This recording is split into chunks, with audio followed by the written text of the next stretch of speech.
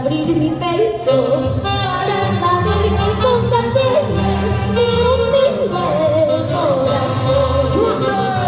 Yo quisiera abrir mi pecho para saber qué cosa tiene mi humilde corazón. Porque no puedo soportar más mis dolores que me consumen eternamente existencia. Porque no puedo soportar más mis dolores que me consumen eternamente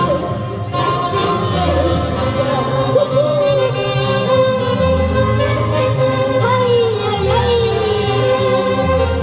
Así de larga, Inticha del Perú, la voz prodigio del canto, aquí, en Santa Rosa, como dice, ahora. Cuando llores, calmando tus penas y ya no llores tanto.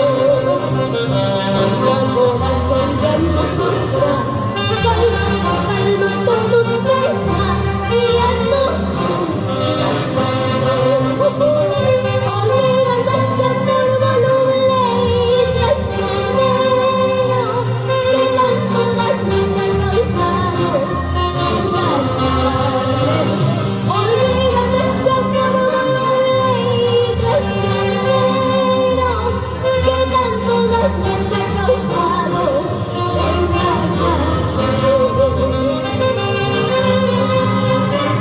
Vamos a bailar, vamos a gozar con Inticha del Perú. Selena y Audios, nuestro pueblo, como dice, ahora. Hoy solo queda la experiencia que apariencia señalan con su carita de angelito y el corazón de fuego.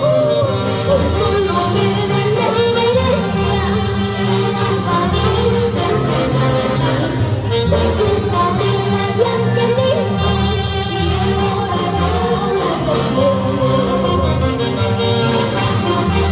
Con su varita de pasapalta regalado. ¡Bonito! ¡Eso! ¡Esa vueltecita, Inticha! ¡Otra vueltecita! ¡Así se baila! ¡Así se goza! ¡Eso! ¡Gracias!